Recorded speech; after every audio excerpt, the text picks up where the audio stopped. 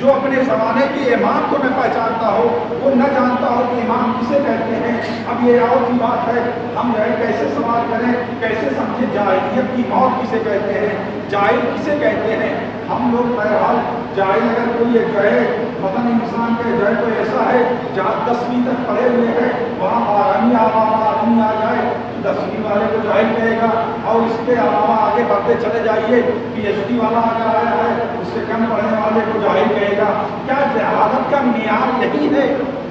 یعنی اگر آپ کلاسز جو ہے جتنی اونچی ہوگی آپ جو ہے سب سے بڑے عالم کہے جائیں گے، اور اگر کلاس جو ہے آپ کی نیچی ہوگی تو آپ جاہل کہے جائیں گے۔ کیا اسے جاہل کہتے ہیں، اسے عالم کہتے ہیں؟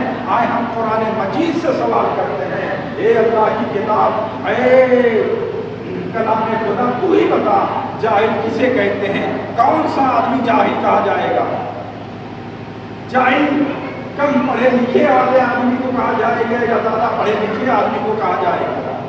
تو قرآن مجید میں جہالت کے لفظ جو استعمال ہوا ہے، جہالت کے لیے لفظ جو استعمال ہوا ہے، وہ 4 طرح سے استعمال ہوا ہے۔ 4 طرح کے لوگوں کو جاہل کہا گیا۔ اس میں کہیں بھی اتفاق کی بات یہ ہے کہ کہیں بھی علم اور جو ہے اس طرح کا تصور ہی نہیں آیا۔ سب سے پہلے جو ہے رسول اسلام کی خواتین کے بارے میں کہا جاتا ہے۔ اگرچہ بہرحال خواتین جو ہے خواتین جو ہے مراد ہوتی ہے، لیکن دنیا کی ساری خواتین کی گئی لا یا نساء نبی، اے رسول اللہ کی بیویاں، اگر پوری آیت ہے لا تبرجنا تبرج الجاہلیہ، دیکھو جب باہر نکلا کرو، اپنے گھر کے باہر نکلا کرو تو جاہل والی عورتوں کی طرح جو ہے بے پردہ اور ننگے نہ گھوما کرو۔ جاہل جو خواتین ہوتی ہیں یعنی لاؤبالی، جس کو کہا جائے کہ جاہل یہاں لاؤبالی، ہو سکتا ہے کتنا بھی بڑی خاتون ہو لیکن اگر جو ہے بے پردہ گھوم رہی ہے تو قرآن کی نظر میں کیا کہا جائے گا؟ جاہل کہا جائے گا۔ کتنا بھی بڑی جو ہے آج کے زمانے میں جو ہے ماڈرن زمانہ ہے، ہم لوگ یہ سوچتے ہیں کہ اگر ہماری بچیاں جو ہے بے پردہ اگر گھومیں گی تو ہم جو ہے پڑھے لکھے مانے جائیں گے۔ یہ تو لیکن دیکھ لیا جائے، اگر آپ دیکھ لیجیے آج کے زمانے میں ایران میں جتنی ایجادات ہیں اس میں 50% جو ہے خواتین کا بھی حصہ ہوتا ہے۔ جتنی بھی نئی چیزیں بنتی ہیں اس میں خواتین آگے ہوتی ہیں، لیکن کہیں بھی ایسا نہیں پایا جاتا کہ کوئی بڑے اونچے پوسٹ پر جو ہے کوئی خاتون ہو بے پردہ ہو رہی ہے۔ تو اس کا مطلب پردہ اور نہ کرنا اور نہ کرنے سے انسان جو ہے نہ تو عالم ہو جاتا نہ جاہل ہو جاتا۔ اس کا مطلب یہ ہے کہ جو قرآن مجید کی آیت کہتی ہے جو انسان مر جائے اور اپنے زمانے کے امام کو نہ پہچانے وہ کیا ہے؟ جاہلیت کی موت مرتا ہے، یعنی اس کا بے سر و پیر لاؤبالی آدمی ہے۔ اور دوسری آیت جو قرآن مجید میں آئی ہے تظنون ظن الجاہلیہ، یہ کچھ لوگ ایسے ہیں جو ہر چیز کے بارے میں فالتو سوچا کرتے ہیں۔ یہاں جو ہے ظن کے معنی کیا ہے؟ عقیدے کے معنی۔ ظن یعنی جاہلیہ، یعنی کبھی کبھی کچھ لوگ ایسے ہوتے ہیں جو جاہلیت والا عقیدہ رکھتے ہیں، جہالت والا عقیدہ جس کو کہہ دیا جائے، یعنی اس عقیدے کے جو ہے کوئی سر و پیر نہیں ہوتا، وہ اپنی طرف سے عقیدہ بنا لیتے ہیں۔ جیسے دیکھیں گے جیسے اللہ دیکھے محمد والے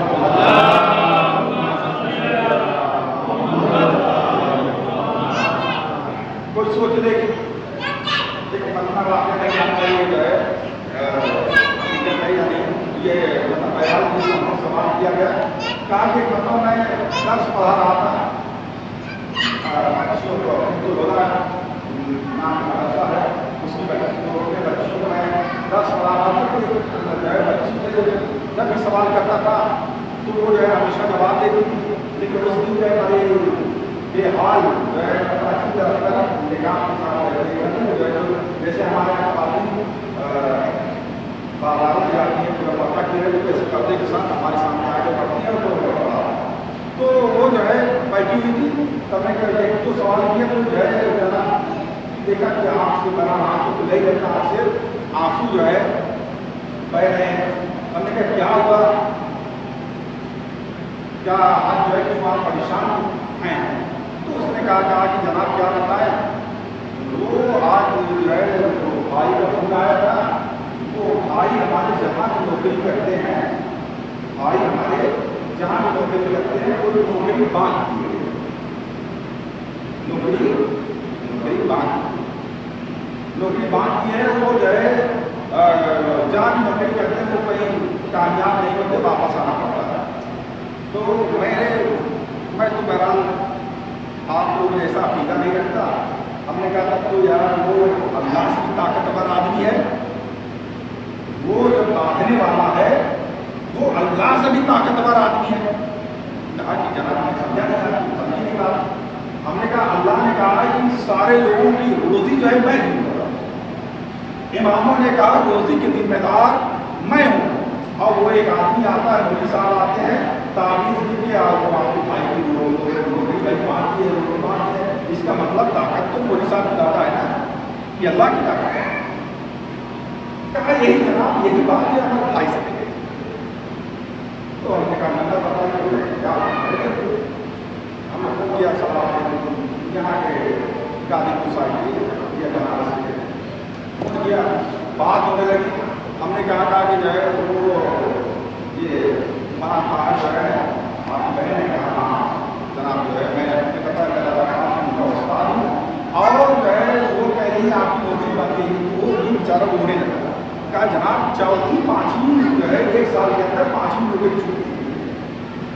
फिर मैंने कहा यार तब तो इसका मतलब ये है आपकी बात तो सही है यार, 100% सही भाई। जब 5-6 नौकरियाँ जो है किसी छूट जाए इसका मतलब कुछ गड़बड़ होगा। लेकिन हमारी बात ये समझ में नहीं आती। कहा क्या हमने कहा अहले बैत को आप मानते हैं, कार्य हम तो जो है पूरे 10 दिन जो है मामल करते हैं, मजलिसें करते हैं, हर जो है जुमेरात को जो है मजलिस रखते हैं। हमने कहा अल्लाह को मानते हैं, हमने कहा कुरान मजीद को मानते हैं, कहा सारी चीज़ों को मैं मानता हूँ।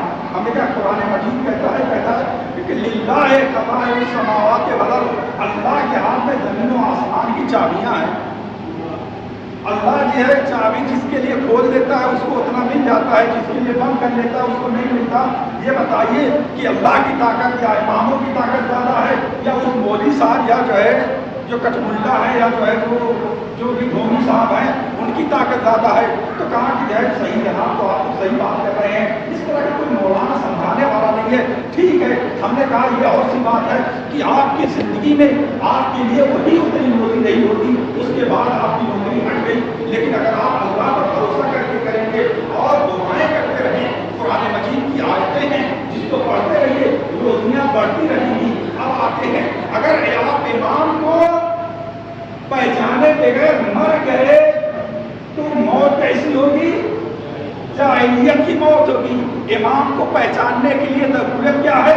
सबसे पहले यह है कि अपनी ख़वातीन को पर्दा करवाएं।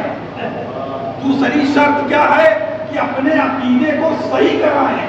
अगर आपकी खातून जो है बेपर्दा हो रही है, अगर आपका अकीदा सही नहीं हो रहा है तो आप न इमाम को पहचान रहे और आपकी मौत जाहिलियत की मौत हो रही है।